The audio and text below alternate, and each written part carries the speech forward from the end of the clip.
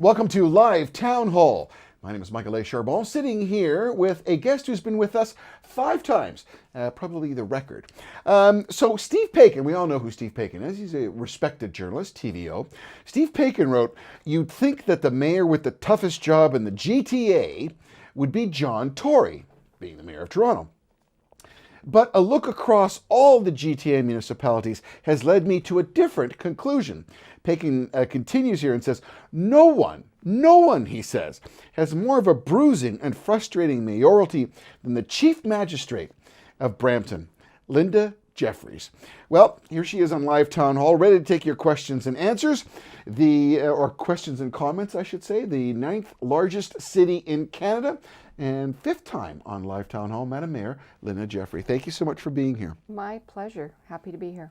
That's pretty cool. I mean, Steve Paikin has great respect, and here he is calling you out, saying you got the hardest mayoral job in the GTA. He's a very smart political cookie, and I respect his judgment. And you know what? That was nice. We had a chat on a Sunday afternoon. Next thing I know, there's an article out there. So I don't feel like it's the toughest job now that we have the universities. So which we're going to get to. We had a good month. Which we're going to get to.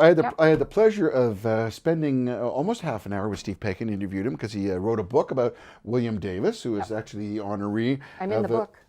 You're in the book? Yeah. A little bit, Well, yeah. I think William Davis had a couple of things he wanted to suggest to you. Yes, he did. You're watching Live Town Hall. Live Town Hall is an interactive show. We want to get your comments. We want to get your questions. And you can ask the mayor directly. Go to our Facebook page, /Live Town Hall, and we'll take your questions. And we're working as we speak. Now, some of you have gone to bramptonfocus.ca and listed some questions that you wanted to ask the mayor. So we'll use those as what we would call the warm-up. I have a couple, first of all, which, since I'm the host, I'm allowed to take that. Outside policy request. It was $1.2 million, a budget that nobody knew about. I had the pleasure of having Elaine Moore and Gail Miles in here who were speaking about that. They invited the OPP. They delivered their summation. You're the mayor. You had to face this whole tra-la-la, another little scandal. Where are we at with that now? So the report came forward from Peel Regional Police, who did a fraud investigation. Essentially, they have determined that no criminal activity occurred. Essentially, it was a report given to council to give them the confidence that, again, no fraud, no criminal activity had occurred.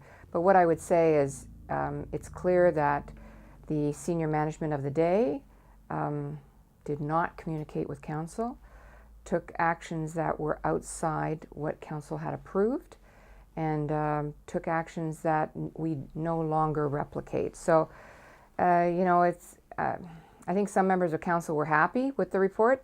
I can't say I'm happy.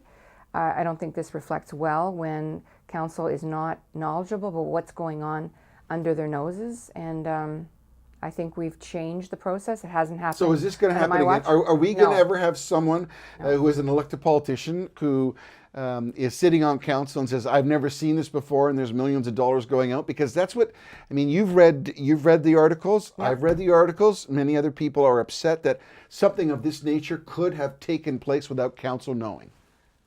I can't guarantee that any councillor won't come here and say, "I didn't know anything about it." But what I can tell you is we've changed the process. And a lot of the processes at the city when I arrived, I can't believe how old they are, how out of date they are. So our new CEO, Harry Schlang, told us from the very beginning that there was a problem. We have a new person doing human resources who is updating the policy. You'll see the new policy this fall. I am more comfortable that she is looking at these with new eyes and putting in safeguards so this doesn't happen again. But I can assure you it hasn't happened in this term of office. Right. And I mean, with the OPP, I mean, that's basically saying that there was no criminal activity. Okay. Yep. I want to go on to Amazon. Yep. Millions of dollars of investments, hundreds of thousands of potential jobs. I know there's been a lot of publicity between yourself and Madam Mayor Bonnie Crombie about bringing in Amazon to the Peel region. Can you give us an update on that? So the story is that there's about 5 regions, cities that are all part of something called Toronto Global. And Toronto Global itself is an organization that looks for FDI, foreign direct investment, outside the country, tries to bring it in, and sells our region as a whole. We pay into being part of that membership. We collectively have agreed that we're going to bid on the Amazon future headquarters, part 2. And one of the things that we think is exciting about our region is that it's kind of like an Olympic bid. No one city has everything that we need in order to fulfill the RFP or the request for proposals that Amazon has set. We have the talent pool. We think in Brampton we have a great location, but other cities and regions also think they have it. Amazon wants access to mass transit. They want to be near an airport. They want a talent pool. That's probably the biggest piece that I think Brampton kind of has the. I think that. So how do you negotiate with like Bonnie and with the other mayors, Madam Mayor Bonnie Crombie? Sorry. Yeah. And how do you? So we don't negotiate directly with each other. Right. We put all the. It's kind of like a cake. We all put the ingredients into the cake. Right. We stir the batter, and then we give the cake to Amazon and have them choose. So it's a pure regional solution then? It is a Toronto regional issue. Hamilton is, I think, putting in their own bid. I think Ottawa's putting in their own bid. But we're working with the province of Ontario from an incentive perspective as well as the federal government. As I said, the talent pool is important. So visas are important because they don't just want people from North America. They want people from overseas to help because Amazon is trying to do cutting edge things that will work around the globe. So we're working, Ontario is looking at the education piece of it because Amazon doesn't just want people now, they want them decades into the future to have the right kind of training so they hit the ground running as employees. We have a diverse, young, talented pool in Brampton and Mississauga, and we think that many of the talent pool will come from our communities.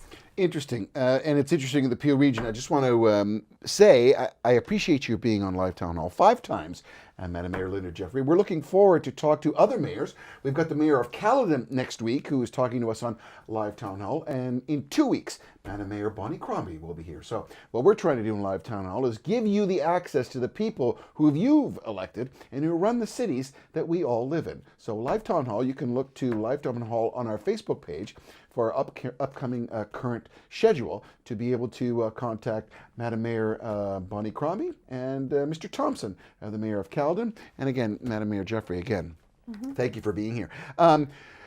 We have an announcement about the university, and I want to hear what you're saying about that. One of the questions with that is there going to be a levy? Is there going to be a tax levy on the people of Brampton to support this announcement of the university? You had your Blue Ribbon Committee. You have some interesting news, so I want to give you that. But I do want to get an answer to the question, are we going to have a tax levy in Brampton as a result? So first of all, yay, we got a university, and it's a cool university. It's Ryerson. Woohoo! They're terrific, great partners, exciting. They have some wonderful ideas, and they'll be rolling out as the end of the year approaches and beyond. As far as I'm concerned, no tax levy. We have something called a legacy fund. When I was municipal councillor, we sold Brampton Hydro. For those of us in Brampton, at the time it was a difficult decision, and we put that $262 million into 3 different reserves. The legacy fund is one that actually provides interest into our budget now, but as far as I'm concerned, a university is a legacy, and you've already paid for it. So as far as I'm concerned, no. I think we're also trying to get the Peel Memorial piece off the tax base, but I'm not going to. When does that finish? This year, I think. Yeah. I would say, we're heading into our budget process. I'm not going to give people any false hopes. It's going to be tough. We have a lot of things that we're excited about investing in, and people always like the nice, new, shiny thing, but we've got to take care of business. We've got to make sure our facilities and our capital assets are taken care of.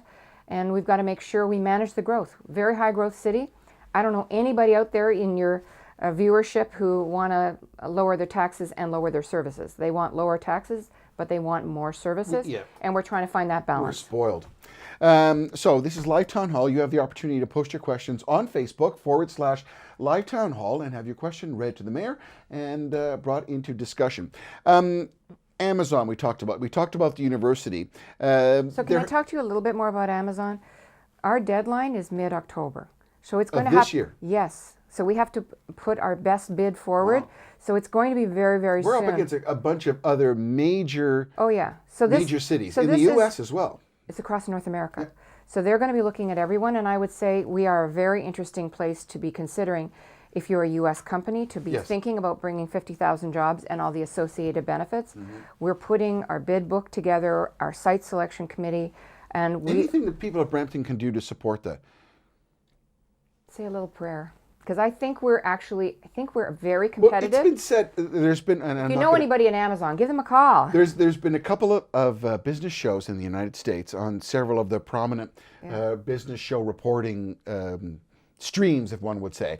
And Canada is an absolute positive solution. And they don't want something too far west. They want something in this area, close to New York, one would say, and to supply the rest of Canada. And we are in a prime situation. So Michael, this is a very exciting opportunity, and I like our chances. But no matter the outcome, wherever it goes in the Greater Toronto Area, and I'm hoping it does, it's good for all future business ventures, showing that we can work with the federal, provincial, and municipal partners to help our businesses be successful. So I think there are other markets that Amazon is interested in, whether it's the film industry or food sector or healthcare. Amazon is exploring other areas that they want to be successful. We want to put our best case forward. Again, I like our chances, but it's going to happen very quickly. You'll probably know by the end of October whether we're in or not, but we're putting everything on the line. We've had people in our economic development staff working nights and weekends to make the best case for Brampton, and I think it will sell us with other businesses, and I think they're watching how hungry we are to get those jobs here. Yeah.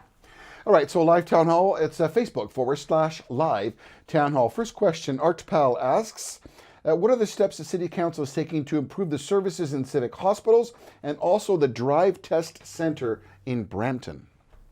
The first one is about healthcare. Yes. What's the city taking, what are the steps City Council is taking to improve the services in civic hospitals? So this is a really important question, and I want to give it the time. I personally don't control the services that are in any of our healthcare facilities, but what I can tell you is when I was an MPP, well, the reason I ran was because we didn't have enough healthcare services in Brampton. Peel Memorial was our only hospital at the time, and it was built for maybe 100,000 people, and probably there were 350,000 at that time in Brampton. So I went to the province to get more healthcare services. So now we have Brampton Civic and Peel Memorial. We still don't have the per capita, that means the dollar per person that we need in our area. I believe we are one of the lowest funded Central West areas, the Local Health Integration Network. They have a whole bunch of acronyms, but at the end of the day, we're not getting our fair share. So I plan to go with a new CAO from William Osler, who just got hired. I just met him the other day. I didn't want to do it his first day. I thought I'd give him a couple days to get acclimatized. But we're going to go down and see Minister Hoskins to talk about the gridlock in Brampton Civic today, yesterday, and it keeps happening. We have a very high usage of our emergency room and all of our hospital to the point where I don't believe we're properly funded. That's what I'm doing. I can't speak for all of the other services, but certainly you can reach out to your hospital if you don't think it's still a provincial deal, it is, but isn't it hasn't been an issue that our municipal governments have taken on. Because I have experience at the province, I feel well equipped because I sat at the Central West Lynn table. I am very concerned. Well, you've been a minister too. Yes, and I believe that they don't understand how critical this issue is, and my residents deserve better funding in order to meet their healthcare needs in Brampton. Although I agree and I appreciate what you said, you don't have as much power as the ministers of parliament who are representing this constituency do, because they're there every day. It's a provincial thing, is it not? You know what? The squeaky wheel gets the grease. And sometimes as an MPP, you need to work with your local council. And when we work together, we get results. I'd like to have the support of the MPPs. That would be very helpful. So what about the, Paul also says about the Drive Test Centre. I heard something the other day. I believe there may be another facility in the works. Again, that's an MPP conversation. And I would reach out to the local MPPs and see. I believe there's something in the works. Yep. Yep. Davina asks, publicly announced that the property tax accounts would be subject to a tax if 2 years in arrears, changing from previous 3 years in arrears, which were enforced by other municipalities. How do you take that? When someone is in arrears in their municipal taxes, the city has a right to charge interest on those arrears. But what Davina is asking, is it 2 years in arrears or 3? And has Brampton changed that? So my recollection, and this is a very specific question, I believe it's 3 years, and we are not a great place to borrow money from. We have a very high interest that we charge homeowners because we don't want you to be in arrears. We need those. Property taxes are one of our revenue sources. They're one of the biggest ones. But what I can tell you is, if you're having a problem, if something's happened, you've lost your job, healthcare issues, life happens sometimes and you don't expect it to, we'll work with you to work out a payment plan. But there needs to be a payment plan. So contact your local counselor, see if we can help you. So what Davina should do is talk to the tax department, the municipal tax department, Yep. and also make her local councillor aware. And then with those two forms of attack, they could That'll probably... help you, because at the end of the day, we have the power to sell your property because we're the Well, first. one of the comments Davina lender. said was that the 2 to 3 years was changed without any public consultation. I don't know. That's I a don't question. know. I don't know. I don't know that it was changed, and it's not likely we would have done it without consultation, but I could be wrong. So what's the status, this is a question that was posted on our website. What's the status of Riverwalk Brampton? Right now, I believe there are some environmental studies going on. We had the Minister of Natural Resources out here a few weeks ago talking to our provincial or our staff in planning. They were very impressed with the minister's comments. They feel very positive, and they're excited to work with the province. It's also a project we want to work with our federal counterparts. A few months ago and last year even, I talked to Minister Sohi. I think he'd been on the job a couple of months. All of our federal members have made this a priority. So I think it's progressing. It's a very big project. It's going to need 3 levels of government working together and pulling together. I don't think we'll see any really substantive change until probably late 2018, early 2019. With seeing the floods that have happened in Houston and seeing all that Riverwalk, I mean, one of the problems Houston had was there was a whole bunch of developments which were brought in over a floodplain. Yep. Part of what Riverwalk is Planning. to it's to maintain it as a floodplain, but to make it more usable and make it more. It would be a place where you could actually live. Right now, you can't actually build apartments or places where people sleep in a floodplain. Right. It's a big kind of blue circle in Yep, our downtown. And the challenge is for us, if you look at any of the areas where water is being channeled in Brampton now, it's those old concrete kind of canals. What you want to do is slow water down. So you want it to kind of meander, and you need different engineering, and I'm not an engineer, to make any water that comes in be diverted away from where people are vulnerable when they're sleeping. Well, without that, we would have yeah. had a lot more development downtown, would we not? It would completely transform our downtown if we were Right. to do it. If you've been down to Texas and seen their Riverwalk, which I visited a number of years ago actually with Councillor Moore, great shopping, great restaurants, great entertainment all around the water. And I think if you can get it right, it could be a skating trail. It could be a place where you have little boats that I go love past Gage restaurants. Park. Like Yeah. what you We do could in more. Gage Park is tremendous, phenomenal. in the winter. It would be a Yeah. wonderful feature if you know how to engineer and plan it. So Emmanuel has a comment. He says, thanks, Linda, for putting Brampton front and center at the provincial level. David writes, what do you plan on addressing when do you plan on addressing and acknowledging Brampton's crime rate, rising crime rate, and what are the proactive measures you are taking to ensure our communities are safe once again? So I sit on the Police Services Board, and I would say whenever you do a survey, this is probably in the top 3 of issues that alarm people. I don't actually believe statistically we have more crime. I think you hear about it more because there's more social media. But what I would say based on conversations with Chief Evans is people are using more weapons, more knives, more guns than they ever did before, which to me is very alarming. And I certainly believe that properly equipping our police officers and making sure there are enough officers helps a growing city and deters people from choosing Brampton as a place to do crime. So are there some proactive things that the city is doing in combination with Peel Regional Police? I think it's more of a Peel region issue rather than the city. The city always works closely with the police.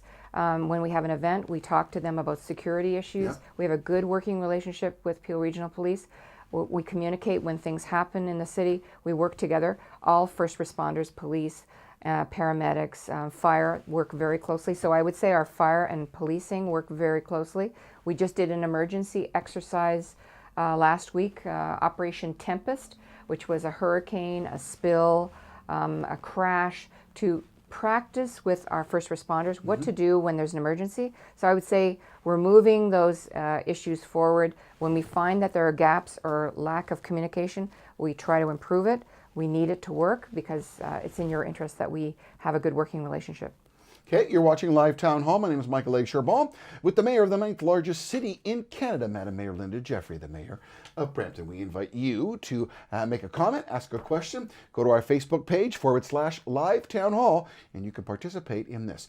Coming up in the next 2 weeks, we're going to be with the mayor of Caledon and then the mayor of Mississauga as well. So we're extending out to embrace all of the Peel region to address the mayors and see where they're going and what's going to be up and coming in 2018 election year. Speaking of election year, are you running as mayor again? Yes, I am. You are. So, council approved, I think it was $4 million with respect to looking at 2 alternative routes for the LRT, which were already put to bed and said that they were not viable routes. One on Kennedy, the other on McLaughlin. We cannot entertain the discussion of the LRT with this council because it's a fait accompli in this council. But 2018 is a whole new ball of wax. Do you anticipate that the LRT, so not like I don't know, I've talked to a couple of politicians, and there are many politicians who are looking to bring the LRT back as a discussion point on their ballot, on their running platform. Where do you see, as a mayor looking for re-election, the LRT debate in 2018? So light rapid transit or any transit is important to a big city. It's unfortunate that we made the decision we did. I accept that council, 6 people, decided that we wouldn't work with the province to build an LRT to our GO station, but it is being built to Steeles. I still believe that an LRT should actually be built to our GO station, and actually I believe it should go beyond. I think it should go up to Beauvais, Sandalwood, maybe to Mayfield, depending on the ability to raise the funds. It's important to seniors, it's important to students, it's important to newcomers. Affordability is a huge issue for many of our residents, and the more affordable public transit becomes, the less need for that second, third car. And our auto insurance is one of the most unaffordable in the province of Ontario. Let's tackle the auto insurance as another issue. But for me, an LRT, council turned I will down run the money from the province, right? Yep. So that money's gone. Yep. Now, the only way one could formidably see to raise the money is through a tax levy for the LRT. That's another one of those hard apples to swallow, as one would say. How else would you be able to fund it? And Brampton would have to get onto that train, pardon the pun, quite quickly, because everywhere along the line that Mississauga is building on here, Ontario, the real estate is worth more, the transit area is worth more. It's a burgeoning economy that's growing around the LRT line coming north and stopping at Steeles. Yep.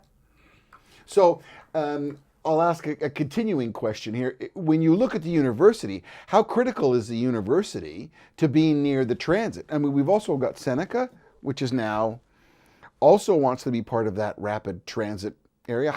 How do you juggle all that and still try and say, I want to be mayor again, you know? I think that's the interesting part about the job. When I got elected, LRT wasn't even on the radar. Right. It wasn't something the province had raised. So it came on during that first year and surprised us all to have a province that was prepared to pay 100% of transit, which they've never done before. Yeah. Hamilton has been the beneficiary of that largesse now. But what I can tell you is I think the transit's important to a university. How we pay for it? How you pay for it is up to council to make that determination. If they want to accelerate it, they have to find the money within their own budget. But if you find a partner at the province or the federal government, which we do have partnerships on, it makes it easier. It's an infrastructure conversation. Yeah. And certainly if you're watching what's happening with the Association of Municipalities of Ontario, they have a fair share campaign which talks about 1% coming from the province of Ontario, right. Because we as municipalities are all going to hit a fiscal cliff. If you don't know it now, there's only 3 sources of income for municipalities when they do their budget. One is user fees, one is property taxes, and the other is money from other levels of government. That's it. In Toronto, the Mayor Tory has other mechanisms to raise money. a Well, hotel double tax. property And tax. he has a What couple about of the gas different. tax? There's a little bit of that. We comes, get gas yeah. tax, and that helps us because we've had, I think, a 9% increase in our transit growth across our city. It's a challenge when you're a high growth city, and it's a great opportunity. How do you build it? How do you anticipate where your city's going to go? And land use planning is really important. We haven't been doing it. So that sounds like an election platform. More to talk about that in 2018. I just wanted to plant the seed, and hopefully the folks out there get to that discussion. Good. Another question that was posted on our Facebook page, and we thank you all for coming to our Facebook page. Free transit for all, at least for parents and children together, and for all students up to the age of 25. So I think I'm going to make a wild prediction and say that's highly unlikely. It will have an impact on your taxes, and I don't know what giving free transit to everybody would cost, but I would venture to guess you wouldn't want to pay that on your property taxes. I think we made a good decision in giving seniors $1 free transit ride. I think our goal is to maintain that. We have students come every year to ask for a break. I'm sure they'll come again, and we'll have to look at, there's a lot of competing demands. How do you find a way to make sure your property taxes are reasonable? Because we got lots of people that are struggling, 2 and 3 jobs, trying to put their kids through school, try to pay their property taxes, try to manage all the other expenses of life, and everything is going up. We have to be mindful of that very diminishing amount of money that people bring in to pay for their property taxes. So I think we as a council are going to be struggling with this, and if you want more services, you have to pay more taxes. We talk about food secure communities, organic gardens, parks, and urban food lots.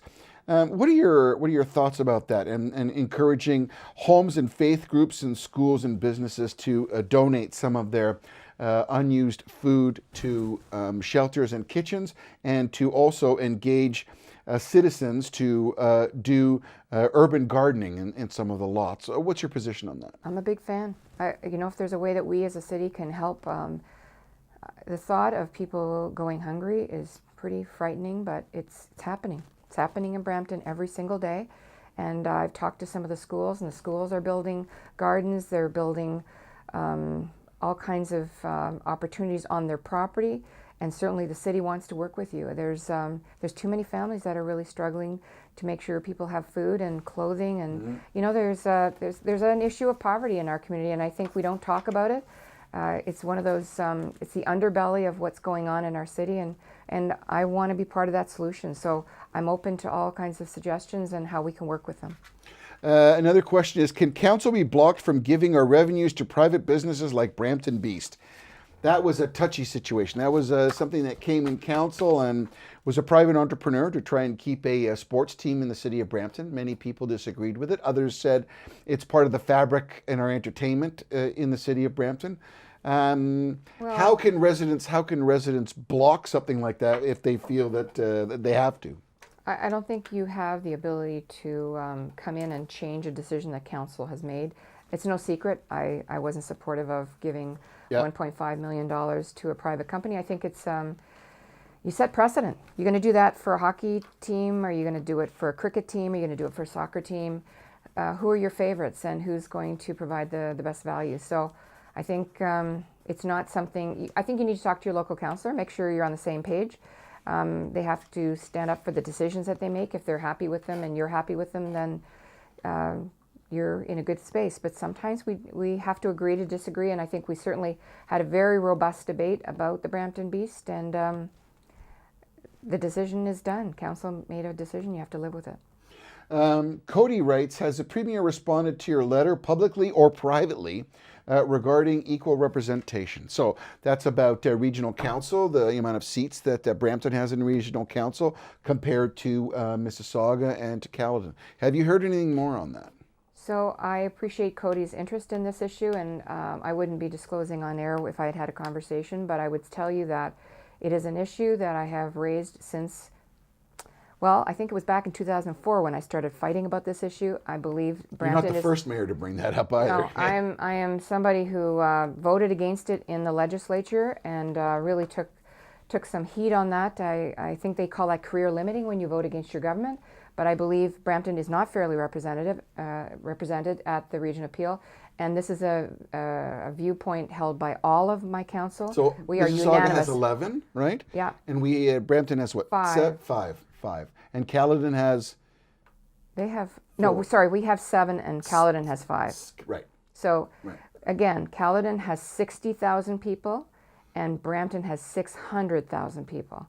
It seems a little off balance to me, and it is not fair for our council to be constantly underrepresented at the Regional Appeal. Policing, social services, wastewater, all of those major services that are managed, garbage, are all managed at the region, and we only have 2 more seats than Caledon to make decisions. I don't mind negotiation. I don't mind arguing about how money is spent. But it is a premier that would make a It movement. is provincial legislation Yeah. where that conversation would happen. So you wrote a letter. I You did, and I've spoken to the premier about it previously, and I think that I am hopeful.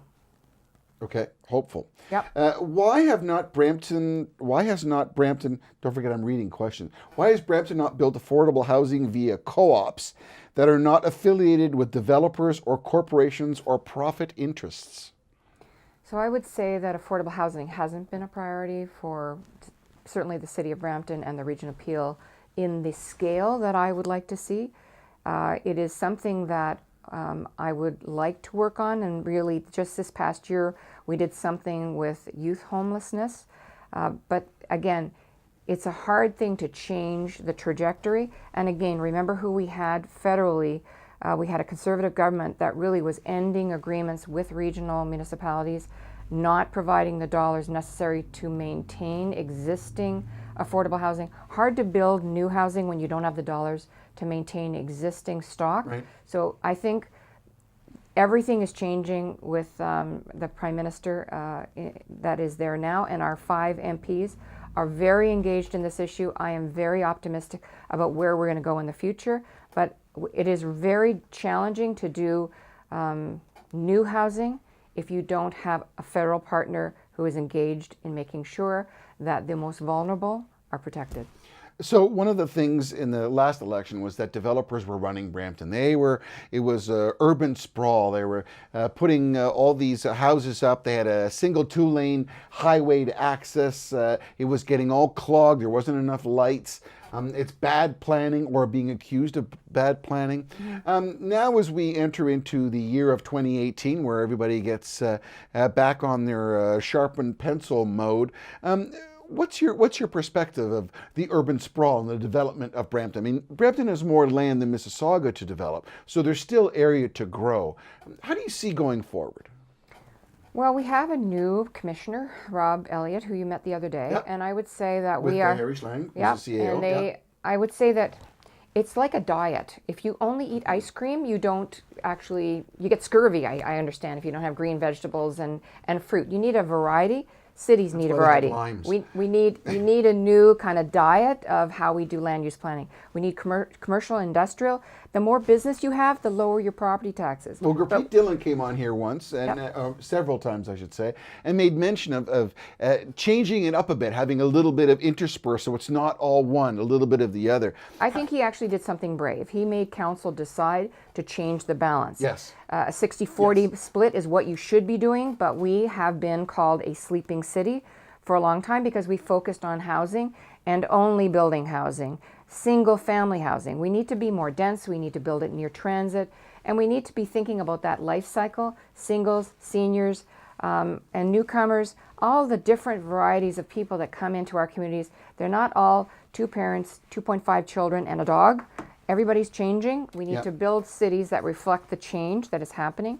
And I think Mr. Beasley, who I think you talked about with Harry Schlang about our future-ready city, what does our city need to look like? Whether it's our downtown, whether it's a better lighting, wider sidewalks, thinking about accessibility for people who have strollers or walkers or canes. We're all getting older. I'm getting older by the minute, the longer I'm on this show. Because you're keeping me thinking all the time. But at the end of the day, we have a community across Canada, across North America, that's getting older, and we need to start planning for that fit, active senior. and planning our cities so that they can stay engaged, because they're some of our best volunteers.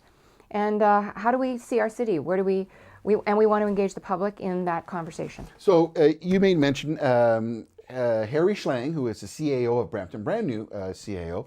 He's not brand new anymore. He's been here a year. Okay, but he's new to the position, but he's newish. Yeah. And Rob Elliott was here, and they were talking about this new venture that Brampton is doing, and it's future looking. Yep. And Larry Beasley was a guy who put a lot of planning into Vancouver, into Dubai, into Houston, and he's one of the people who is going to be assisting in the new vision of where Brampton is going to come to. You had a bunch of meetings, and you've asked the people to participate so that the people of Brampton have an opportunity to influence what they see in their future city. How is that program going? I think it's going well. I'm not at every meeting, but I'm encouraging people to participate, just as I do on everything, whether it was the Parks and Rec Master Plan, which will essentially decide what our cities and parks and our recreational facilities will look like for the next... Future ready, right? That was... Yeah, future ready. Right. But what is it going to look like for the next 15 years? How are we going to spend our money? The same thing with land use planning. Larry Beasley is a really interesting guy who's done work all over the world and wants to bring those new, clever concepts that have worked elsewhere, but he wants to find something that fits Brampton, and he's interested in your ideas. So he's looking at faith-based groups, he's looking at business groups, he's looking at elected officials, and you, if you're watching this tonight, and you have an opinion on how you want the city to look, or you've been somewhere else, you can be part of it. I want you to be part of this, because if you're not, and we come back with a plan you don't like, then you will have had the opportunity to participate and you didn't. So decisions are made by those who show up. So Future Ready, you can go on to the City of Brampton's link. It's called Future Ready. It's actually pretty cool. It was interesting there. The last time I checked, there was multiple people that put submissions, but everybody's asking, we want more restaurants. We want more cool places. We want some entertainment. It'll be interesting. I think bicycling is something which is a huge component too. We've had many people from Brampton, so you have that influence. You're watching Live Town Hall. My name is Michael A. Charbon with Madam Mayor Linda Jeffrey. You can make a comment. You can ask a question. Go to our Facebook page, Live Town Hall, and / to Live Town Hall. So let's go to Leo. Leo says, what does a mayor think that can be done ASAP? ASAP, you just moved on me here, buddy. What does the mayor think that can be done ASAP to help reduce the wildlife carnage that is occurring along Heart Lake Road between Sandalwood Parkway and Countryside Road? Wildlife carnage. Can I take that question for you, Madam Mayor? Yep. What are you going to do? Well, actually, this is part of my turtles goals is what writing. It's turtles, it's other wildlife, and certainly it is an area that has been identified as one of the places. So when I was on council... How do you make a crossing? Underneath, right? They do it underneath. They do a tunnel, and I know Councillor Paleshi and Councillor Willens are following this issue and working with the residents. And I remember when I was a councillor back in the 90s, people would get out of their cars and move a turtle to the other side. Kind of dangerous when people are doing 70 or so along Heart Lake Road, and we want our residents to be safe, but we also want our wildlife to be safe. Yeah. And we had people from the Metro Zoo come out, and a turtle on one side of the road wants to see another turtle. I don't know if it's their Maureen musk or Maureen Harper, a resident of Brampton, rescued a turtle. If you look, there's a couple of areas in, I think it's Wisconsin and the Midwest, where they actually built deer crossings over top of that. Yeah. So one would say you can put fences to deter the wildlife from migrating across. We put up some flashing lights. So we warn people that this is an area that's special and unique, and that wildlife does cross the road. And we'd like to keep it. And we're building little areas underneath, and I would say we're working on it. Yeah. Yeah. That's an interesting. You get all kinds of questions, don't you? Cool stuff. But but that's nice that someone considers that. But sometimes it's like, when a deer crosses the road. At the end of the day, we had a very long conversation not too long ago about coyotes and people being concerned about them. Oh. And I think, when there's an intersection between residents and wildlife, and something we're very proud of is our creeks and valleys. Yes. Sometimes there's a little bit of a rub as to how you navigate it, because we want to keep it, because to me it's part of the charm of Brampton and the specialness of it. So you want to make sure it still works, but it also has to work with residents. What is your opinion of having an independent auditor general on staff? I love the idea. Love it. I'm not sure that anybody else loves the idea, but if you watch what's happening in Toronto right now, their auditor general, their independent auditor general, which was recommended by the Ombudsman of Ontario to us, and I think also Jim McCarter alluded to this when he first looked at our books, they found things that their own audit department didn't have the resources to discover. So they found some, I would argue, wrongdoing in some paving, asphalting contracts. They've found some other discrepancies between what we're being billed. Procurement was also an issue in the City of Toronto. And when the City of Toronto, when I talked to their CEO to say, does this work for you? He's indicated to me that it's something that is difficult but necessary. And I'm hoping Council sees, especially considering the outside policy review fiasco that we have been through, that this will help prevent further exposure to us as a corporation and to our residents as a whole. It's a safe gap, right? So an independent auditor general. In Toronto, they raised all the parking tag fees. So it costs more to park in Toronto if you do an infraction. The interesting thing was that the salaries of the people who are heading the parking department are never released. A question came up, are the people who run parking enforcement in Brampton, are their salaries public notice? I believe everybody who is over $100,000 is on the Sunshine List. Sunshine List, okay. Yep. So I believe that part is public. Okay. Tim says, any plans new plans for new downtown bus terminal and to get away from the small 8 Nelson Street traffic congestion in the area? Convoluted question, but basically, I so hear you. Nelson is... I hear you. Yeah. It's not ideal. It's I think our downtown is certainly, it's not the downtown it could or should be. And I think certainly when we get closer to having Ryerson in our downtown, which is where they've chosen to be, although I can't tell you exactly where. Have they announced where it is? No, we will know in December where it will be. At the moment, the work that Sheridan and Ryerson are doing together goes to the province, and then the province makes that announcement at the end of the year. It's in the downtown, that's all I can tell you, or I'd have to kill you on television. No, that would... Don't tell we'd you that. Get ratings, but though. At the end of the day, I think it will be somewhere that essentially needs as good a transit as we can possibly get. How many kids are we looking at going to this? 3,000? Right now, the paperwork between Ryerson and the province is 1,000, but I don't believe it will be that low. It will, I believe, go up. I'm not at liberty to talk about that right now, but I would say it doesn't make sense to have such a small number. But they all have to move. They all have to be able to move some of them will in live and here, out, and some will and stay. some will come inside. So part of that university... So sorry, let me finish the question. Yes, ma'am. I want to fix the downtown terminal. It isn't working. Bus You're terminal. absolutely the bus terminal. It's not working right for you, and it needs to be easy, and you need to go from one piece of transit to another easily. It's not working for you yet. Give us some time. So the connectivity between a university and domicile for students who want to stay there, it's a two-pronged effect. First, to establish the university, and we're talking about a futuristic university. We're talking about Silicon Valley North, as one would say. You've got a lot of corporations who are in Brampton and are going to participate in this, but we need to house some of those students as well. How difficult is that going to be to negotiate? I mean, can the city, well, the city can, but about expropriating certain lands and buildings and that to make room for a university, and then residences, and there's a whole, you're smiling, but I mean, that's a whole other soup, as one would say. You know what I love, Michael? What? That we have this dilemma. We weren't sure we were going to have this dilemma a month ago. So I'm very happy we have this dilemma, that council decided bravely to put $150 million towards a university because we believe in Brampton's future. What I can tell you, that back threefold. it's wonderful. Sure. It's terrific, and it will transform our city, and people will, they're looking at us differently even today. Before it is but it's even a fundamental, before a live town hall, we talked, you made a statement which I thought was very clear about a fundamental change. You said it better than I did. So what, if you were going to put on that one sentence, what would you say what a university has done to the city of Brampton? It's put us on the map. It's put us on the map. And one of the things you just asked me about housing. Yes. So the city of Brampton does not build affordable housing.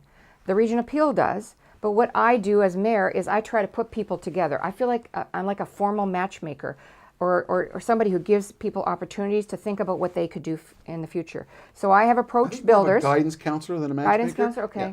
Well, I kind of feel like a matchmaker because there's some babies that come out of it sometimes. But at the end of the day, what I do is I talk to developers and I say there's an opportunity. So I've talked to the people who own Shoppers World. I've talked to the people who, like Iggy Caniff, who owns Lionhead and also owns the other corner outside, just beside the LRT, and said, do you realize what's coming? You have an LRT coming, we have a university coming, Yep. You have space on your property. You need to be thinking about housing and affordable housing. I want my students to live, work, and play in Brampton. They need great restaurants. They need great entertainment. We need great libraries. All of these facilities are coming, and these people, I talked to them probably a year ago and said, get ready. So they all know. You use the word renaissance. Yes, it is. It's going to change everything. It's a very exciting. So because a lot of people I feel like I won the lottery. This sleepy little town that's just north of Mississauga and west of Toronto. We're not sleepy. No, but I We're mean, cool now. but this could blow the doors off. This is like It is going to blow the doors off. When you find out what Ryerson has planned, and one of the most interesting things that they're working on now, even before the university comes in, they want Brampton to become a center of excellence with regards to cybersecurity. So that isn't just computers, it's food security, it's healthcare records, it's policing. So your viewers that want to know more about safety, imagine how Peel Regional Police can be smarter, getting ahead of those people who want to steal your data and cause mayhem in healthcare or food security. Those are critically important issues. Imagine how important Brampton will be to the rest of North America and the world when we're producing the kind of graduates who can stop this in its tracks and lead the way.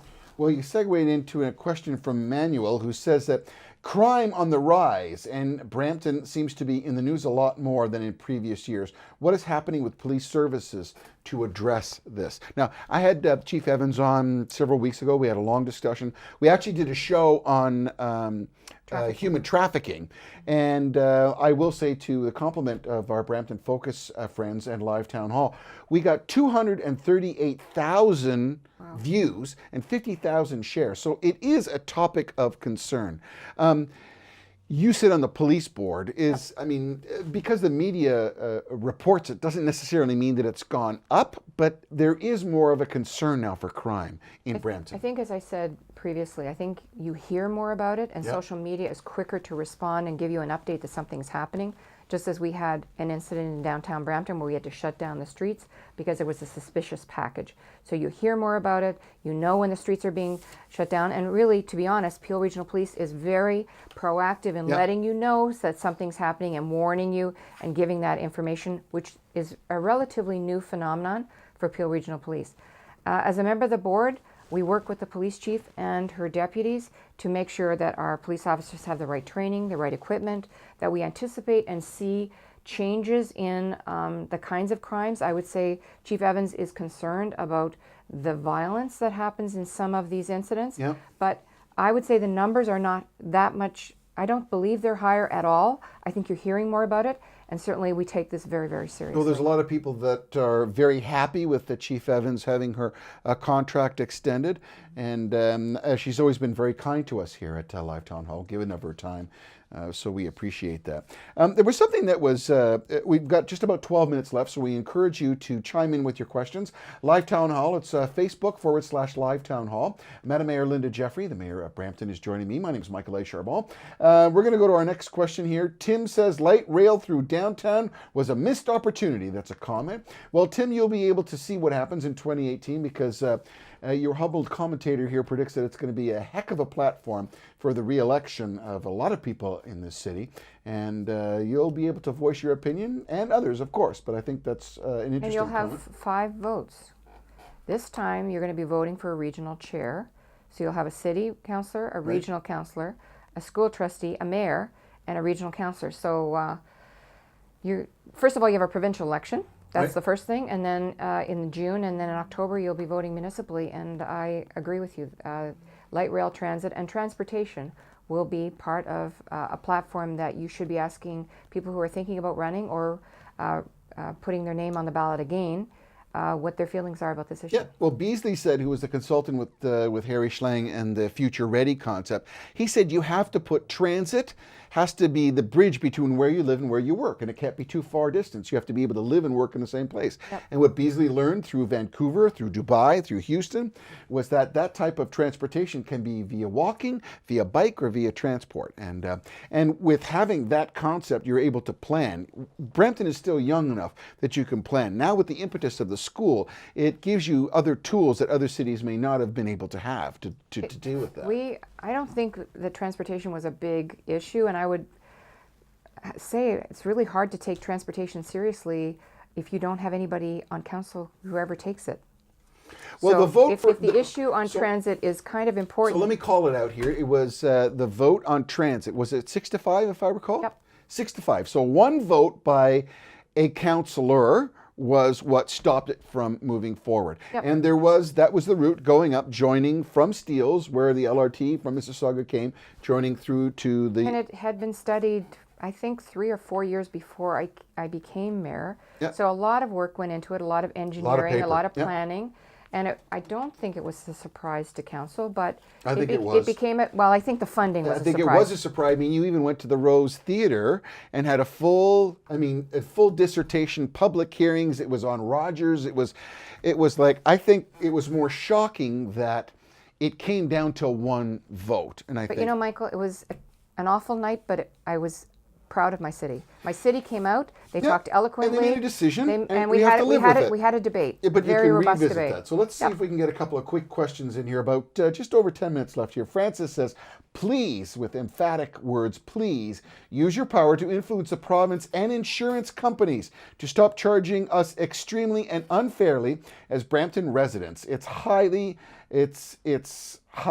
to us, and we need more industries, not just residences. So I hear this question all the time, and not having to have you answer it, but insurance companies base their rates on your postal code. Yep. And the amount of the circle of where your postal code exists, the amount of infractions, accidents, malicious damage, stolen vehicles, injuries in that postal code reflects directly on how an insurance company rates where that person lives in that postal region. The influence that the province can have then is to say to an insurance company, you should not relate those data points within that postal code. And one can see that it's obvious that Brampton pays more insurance. How do you mitigate that with the insurance company says we're not doing it to be discriminatory, we're doing it based on facts? How do you motivate the province to help you change that?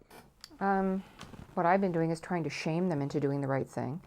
At the end of the day, there is fraud, but nobody should be paying tax or auto insurance or higher auto insurance based on a postal code. It should be on your record of driving. Mm-hmm. That's it. That's how it should be evaluated. Just as your health insurance is evaluated that way, your auto insurance should be absolutely no different. Your MPPs have an ability to talk to ministers about this issue. There are ways to fix this. I have talked to the Minister of Finance. I'm kind of getting tired about talking this issue because it actually was in the last budget, but with no action taken to more fairly calculate the number that my residents are being, can I say screwed on the air? Yeah. Yeah, we're being screwed. It's not a fair system, and my residents deserve better.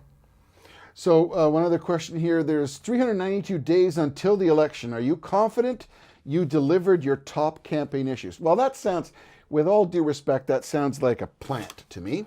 So it sounds like someone's already ready to run against you. That's the way I sniffed that sardine. But anyways, let me rephrase the question. I love that they're counting the days. I am too. So that's good. Let me rephrase that in a more generic way. Do you feel happy with what you've accomplished in your first term? I am. I feel good about the university. That was a really positive, huge piece that will transform our city. And I think what I talked about when I ran was about disrupting the status quo, doing things differently. We are doing things differently. We've had a huge change in the management at City Hall. We've had a lot of delayering. We've brought accountability and transparency to what we do. You've changed a lot of staff, We're too. taping our meetings. We're finding ways to have more public settings for the public to have a discourse with us.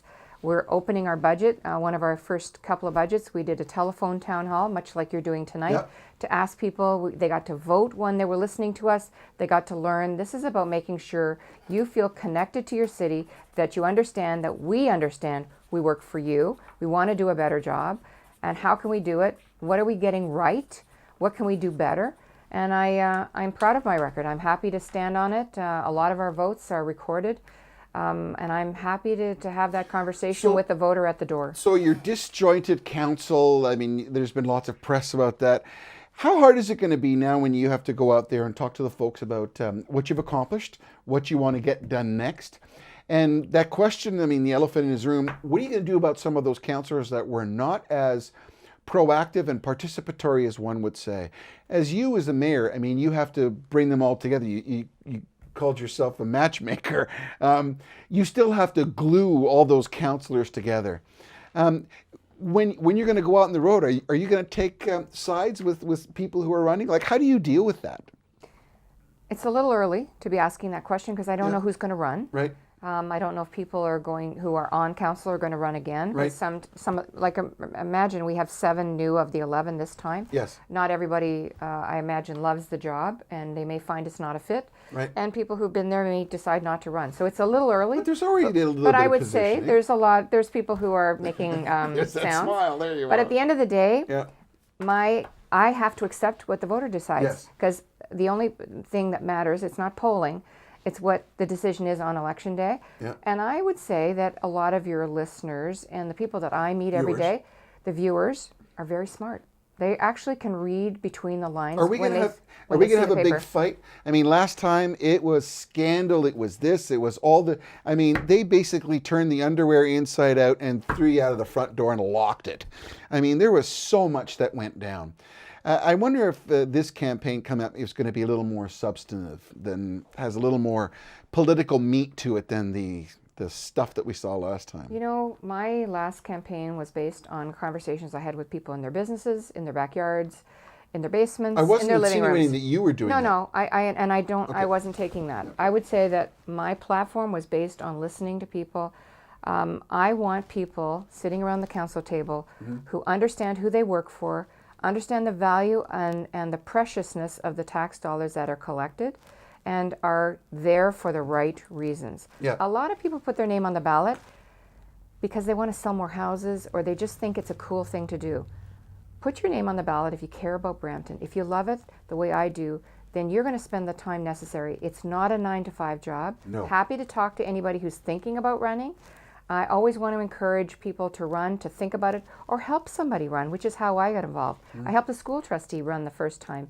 It's a challenging job, but it's either in your DNA and you get bit by the bug and you love it and you care about it, but you're going to be confused this year because you got a provincial election before a municipal Right. election. There's a lot of signs The going rules up. have changed, so we have a much shorter period of time Yes. to run in.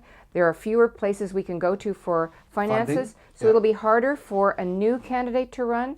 It'll be easier for an incumbent, but certainly I'm always open to talking to people about it. I want my council to actually look like my city. I want some diversity. I want some different opinions to be at the table if possible.